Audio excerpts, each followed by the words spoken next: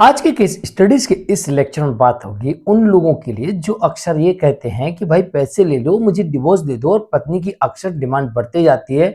तो उन्हें जल्दबाजी में पैसे का ऑफर नहीं करना चाहिए। सबसे पहले उन्हें इन 5 बिंदुओं पर ध्यान देना चाहिए। अगर ये 5 में से कोई भी एक ग्राउंड्स उनके पास है तो उन्हें एक भी पैसा देने की आवश्यकता नहीं है, बल्कि उल्टा पत्नी खुद ये कहेगी कि मुझे एक पैसा नहीं चाहिए, आप बिना एलिमनी के आप मुझे डिवोर्स दे दीजिए। तो आपको ये गलती कभी नहीं करनी है कि आप पहले से सामने से ऑफर कर रहे हैं, कितना पैसा चाहिए, कितना पैसा चाहिए। अरे भाई, आपके केस में पहले देख तो लीजिए, क्या आपको पैसे देने की आवश्यकता है? क्या कोर्ट आपके केस में एलिमनी तय करेगी? क्या आपको एक भी पैसा नहीं देना पड़ेगा और बिना एलिमनी के आपको बड़ी आसानी से डिवोर्स मिल जाएगा? इन मुद्दों पर आपको जरूर एक बार विचार करना चाहिए। जय जैनेन्द्र हूं, केस जैन। वीडियो को लाइक और शेयर कर दीजिए, और इस तरह के जजमेंट्स का पैकेज पाने के लिए जिसमें लगभग आपको 200 जजमेंट्स मिलेंगे या अन्य किसी जानकारी के लिए दिए गए नंबर पर आप हमें संपर्क कर सकते हैं। चलिए शुरुआत करते हैं। पहला ग्राउंड लेते हैं। पहला ग्राउंड यहां पर सबसे पहले आपको यह देखना चाहिए, क्या हम कोर्ट में यह साबित कर सकते हैं क्या हमारी कोई गलती नहीं है। यानी कि हम ये साबित कर दें कि पत्नी बिना किसी कारण के अलग रह रही है। कैसे साबित करेंगे? नंबर 1, सबसे पहले आपको दाम्पत्य पुनर्स्थापन का केस फाइल करना पड़ेगा, और उसमें शादी से लेके आज दिनांक तक अगर किसी प्रकार का आपके साथ उत्पीड़न हुआ है तो उसकी एक एक डिटेल आनी चाहिए। दूसरा, आपने आज दिनांक तक शादी से लेके या शादी के पहले से लेके आज दिनांक तक आपने वाइफ के लिए क्या क्या किया है, कितने गिफ्ट दिए हैं, कहाँ घुमाया है, फिराया है, पढ़ाया है, लिखाया है, एफडी की है, क्या क्या उसके नाम से किया है, ये सारी डिटेल्स आपको उसमें मेंशन करनी है। थोड़ा बड़ा हो जाएगा, लंबा होगा केस, लेकिन इसमें सारी चीजें आप डिटेल में लिखिएगा। फिर वाइफ को यहां पर काउंटर करना पड़ेगा कि वो जो आरोप लगा रही है उसके क्या उसके पास प्रूफ है, तभी जाके ये साबित होगा कि आप गलत हैं। अन्यथा वाइफ गलत साबित हो जाएगी और मान लिया जाएगा कि बिना किसी कारण के अलग रह रही है। तो ये आपके पास पहला ग्राउंड बन जाता है कि यहां पर अब आपको एलिमनी नहीं देना है, मेंटेनेंस नहीं देना है, और आपको डिवोर्स मिल जाएगा।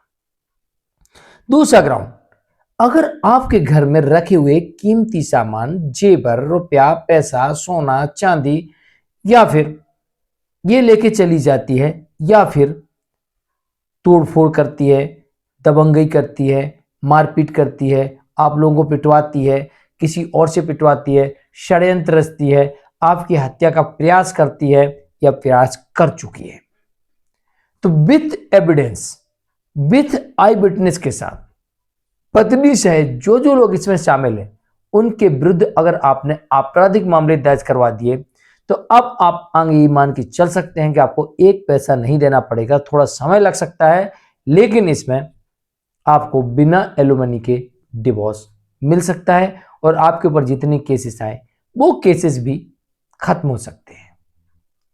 नंबर 3, पत्नी अगर झूठे केस करे, हमने अभी तक कुछ नहीं किया, कोई केस फाइल नहीं किया, कुछ नहीं किया, अगर पत्नी फिर भी तुम्हारे पर झूठे केस करे तो ऐसे झूठे केसेस को हम काउंटर करेंगे। कैसे करेंगे? जो उसके झूठे केसेस आए हैं उनमें हम आपत्ति लगाएंगे। मेंटेनेंस के केस को जो बीएनएसएस की धारा 144 के अंतर्गत है या सीआरपीसी की धारा 125 के अंतर्गत है, इसको फास्ट चलाएंगे। पत्नी को गवाही पे बुलाएंगे, उसके गवाहों को गवाही बुलाएंगे, जो आरोप लगा रही है उसके सबूत मांगेंगे। दूसरी तरफ डोमेस्टिक वायलेंस और 498 में दोनों में आपत्ति लगाएंगे, इसको काउंटर करेंगे और पूछेंगे आप सबूत दिखाइए। तो ऐसे में ये केसेस कहीं ना कहीं बिना सबूतों के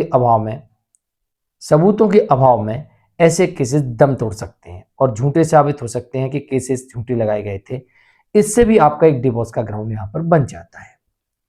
तीसरी परिस्थिति, 2 पर 3 हो गई। चौथी परिस्थिति, मेंटेनेंस लेने के चक्कर में या ज्यादा पैसा लेने के चक्कर में या आप पर प्रेशर बनाने के चक्कर में झूठे सबूत या झूठा एफिडेविट दिया है, तो आप उसके बदले वाइफ के ऊपर आपराधिक मामला दर्ज करवा सकते हैं। जो पहले सीआरपीसी की धारा 340 सह पठित धारा 195 और आईपीसी की धारा 190 से लेकर 209 के बीच में दर्ज हुआ करता था, अब वो वाला आपराधिक मामला बीएनएसएस की धारा 379 सह पठित धारा 215 और वीएनएस की धारा अन्य धाराओं में ये मामला दर्ज होगा।